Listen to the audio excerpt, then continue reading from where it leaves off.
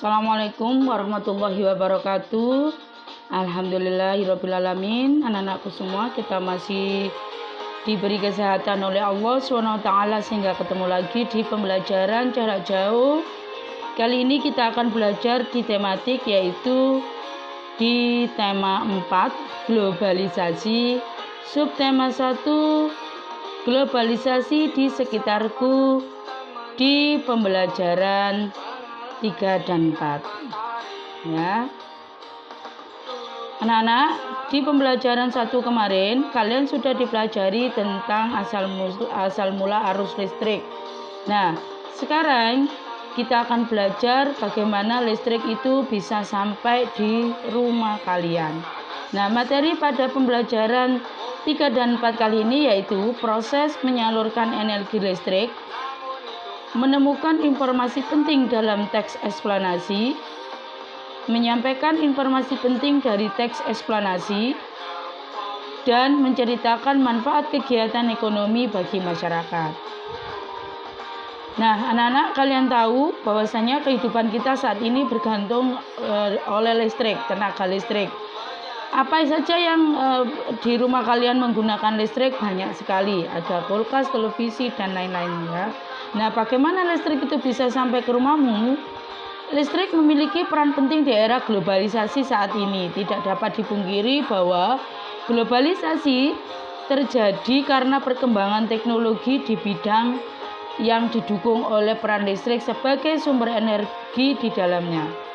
Listrik dapat dihasilkan dengan memanfaatkan sumber energi yang tersedia ya di alam, seperti kita menggunakan aliran listrik atau menghasilkan PLTA ya, panas bumi, PLTU, aliran angin dan sebagainya. Nah, setelah energi listrik dihasilkan di pusat pembangkit, energi listrik tersebut kemudian dinaikkan tegangannya oleh transformator penaik tegangan hingga 500 kV. Baru kemudian disalurkan ke berbagai tempat dengan menggunakan sistem transmisi yang dinamakan saluran udara tegangan ekstra tinggi atau yang disingkat dengan SUTET ya, yang power besar itu ya. Nah, yang menyalurkan energi listrik dari pusat-pusat pembangkit setelah melalui SUTET yang melintasi wilayah pegunungan dan hutan-hutan. Energi listrik kemudian masuk ke gardu induk. Di gardu induk, energi listrik diturunkan tegangannya oleh transformator penurun tegangan menjadi tegangan menengah, yaitu 20 kV. Kemudian energi listrik disalurkan ke gardu-gardu distribusi dan diturunkan kembali tegangannya dalam gardu tersebut. Ya. Nah, gardu distribusi menjadi tegangan rendah menjadi 220 volt. Tegangan sebesar ini sudah sesuai dengan kebutuhan rumah tangga. Akhirnya, energi listrik ini disalurkan ke rumah-rumah warga. Dengan adanya listrik, kini masyarakat dapat mengakses informasi yang berasal dari berbagai belahan dunia. Tanpa listrik, saya kira tentu hal tersebut tidak akan bisa terjadi. Lalu bagaimana dengan dirimu? Apakah kamu telah merasakan manfaat listrik dalam kehidupan sehari-hari di rumah? Bagaimana anak-anak? Kalian sudah merasakan manfaat listrik di rumah kalian? Saya kira semuanya sudah ya. Tanpa listrik mungkin kita agak susah dalam melakukan pekerjaan.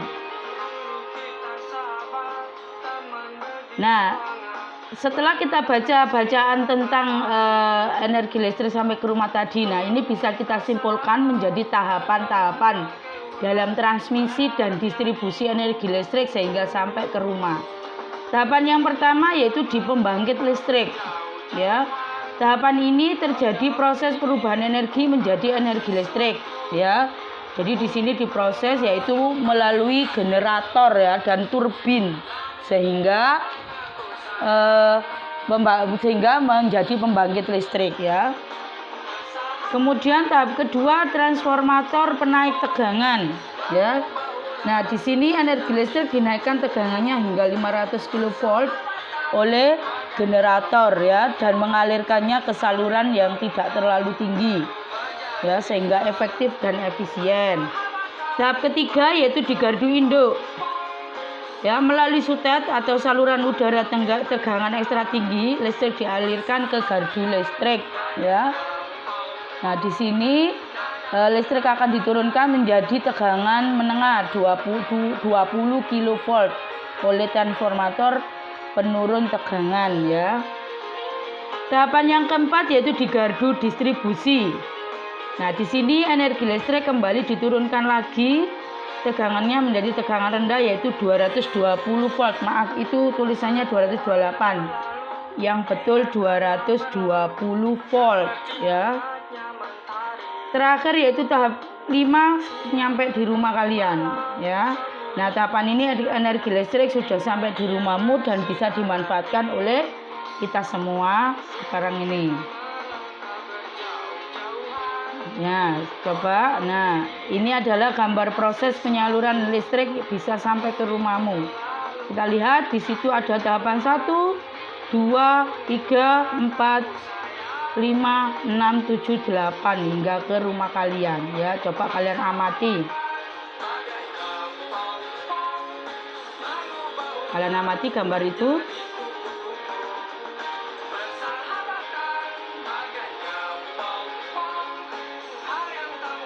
Nah, ini penjelasan dari gambar tadi, ya, gambar penyaluran energi listrik, ya, keterangan gambar proses, ya. Yang pertama dinamakan pusat pembangkit energi listrik, ya. Nah, tempat ini adalah proses perubahan energi gerak dari sumber daya alam menjadi energi listrik. Yang kedua, saluran penghantar, ya, menyalurkan energi listrik ke transformator penaik tegangan. Yang ketiga namanya transformator penaik tegangan, yaitu fungsinya untuk menaikkan tegangan menjadi 500 kV. Yang keempat, jaringan transmisi tiang atau sutet, menyalurkan energi listrik dengan tiang sutet yang tinggi. Yang kelima yaitu transformator penurun tegangan, menurunkan tegangan sebelum didistribusikan ke gardu-gardu di berbagai wilayah.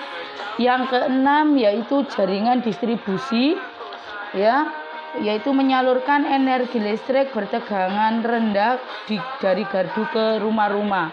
Sedangkan yang ketujuh namanya kotak listrik di rumah, yaitu menyalurkan energi listrik ke bagian-bagian dalam rumah, ya. Itu tidak tercover yang nomor 7, ya. Nah, paham ya anak-anak bagaimana listrik itu bisa sampai di rumah kalian, ya. Nah, sekarang kita akan mempelajari yaitu ciri-ciri teks eksplanasi. Kita dapat menemukan informasi penting di dalam teks eksplanasi. Ini sudah kalian pelajari di tema 3 kemarin, ya. Nah, ciri-cirinya yang pertama yaitu strukturnya terdiri dari pernyataan umum, deretan penjelas, dan interpretasi, ya. Kemudian yang kedua, memuat informasi berdasarkan fakta atau faktual. Yang ketiga, hal yang dibahas yaitu fenomena yang bersifat keilmuan atau berhubungan dengan ilmu pengetahuan. Yang keempat, sifatnya informatif dan tidak berusaha mempengaruhi pembaca untuk percaya terhadap hal yang dibahas, ya, jadi informatif. Nah, mengenai sifatnya yang informatif, nah, di dalam teks eksplanasi kita bisa menemukan informasi penting. Nah, kemarin sudah kita pelajari, masih ingat anak-anak? Ya, dalam teks eksplanasi kita bisa menggunakan kata tanya apa, siapa, di mana, mengapa, kapan, dan bagaimana untuk dapat menemukan informasi penting dalam teks eksplanasi tersebut. Masih ingat ya anak-anak? Apa digunakan untuk menanyakan suatu, siapa untuk orang, di mana untuk letak, ya, atau tujuan, mengapa untuk sebab akibat, kapan berhubungan dengan waktu kejadian, dan bagaimana itu proses terjadinya. Saya kira ini tinggal mengulang saja. Nah, untuk menyampaikan informasi penting dari teks eksplanasi, kita dapat menggunakan yaitu jika kita sudah menemukan informasi penting dari teks eksplanasi, tentunya kita dapat menyampaikan kepada orang lain dengan lisan agar paham, ya. Nah, saat menyampaikan informasi penting dari teks eksplanasi, suara kita harus jelas dan informasinya tidak menimbulkan kebingungan atau ambigu, ya. Paham anak-anak, ya? Saya kira untuk teks eksplanasi tinggal mengulang saja karena di pembelajaran yang lalu sudah kita pelajari, ya. Paham, ya? Nah, kita lanjutkan.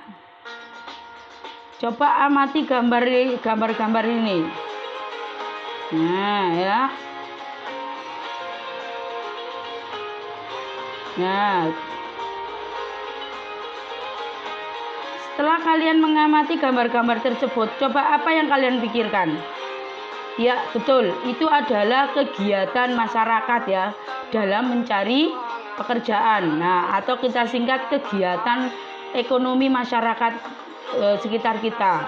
Ada yang berkebun, bertani, berternak ya, kemudian industri dan lain sebagainya. Nah, dari gambar tersebut bisa kita simpulkan bahwa kegiatan ekonomi masyarakat kita berbeda-beda. Akan tetapi sikap kita terhadap kegiatan ekonomi masyarakat sekitar kita harus kita hargai, tidak boleh mencela, jangan menghina ya. Manfaat kegiatan ekonomi bagi masyarakat yaitu satu, setiap masyarakat memiliki kegiatan ekonomi yang berbeda. Tentunya masyarakat kita melakukan kegiatan ekonomi bermanfaat untuk memperbaiki kehidupan masyarakat ya, kehidupan ekonominya, untuk kehidupan sehari-hari. Kemudian yang kedua, perbedaan itu hendaknya kita saling menghargai, jangan saling menghina. Contoh, misalnya ayahmu seorang direktur, tetangganya tukang becak, jangan sampai dilecehkan, dihina. Karena kegiatan ekonomi ini sangat membantu masyarakat kita dalam kehidupan sehari-hari. Jadi harus kita hargai, harus kita hormati. Yang penting halal, yang penting baik ya, kita saling membantu. Nah, itulah anak penjelasan kita hari ini ya di pembelajaran 3 dan 4. Mudah-mudahan kalian bisa paham, kalian bisa mempelajari lagi atau dibaca lagi di buku LKS-nya. Untuk tugas kalian hari ini, yang pertama yaitu kerjakan halaman 16 nomor 1 sampai 5. Yang kedua, kerjakan halaman 17 di bagian menulis, yaitu lengkapi tabelnya, kalian baca ya, itu apa strukturnya, jenisnya apa ya, kalian tinggal menyebutkan. Yang ketiga, kerjakan halaman 18 dan 19, yaitu di bagian menulis dan mengamati ya, sama lengkapi tabelnya. Nah, selamat mengerjakan, semoga kalian tetap semangat dan mohon maaf kalau ada kesalahan. Saya akhiri. Assalamualaikum warahmatullahi wabarakatuh.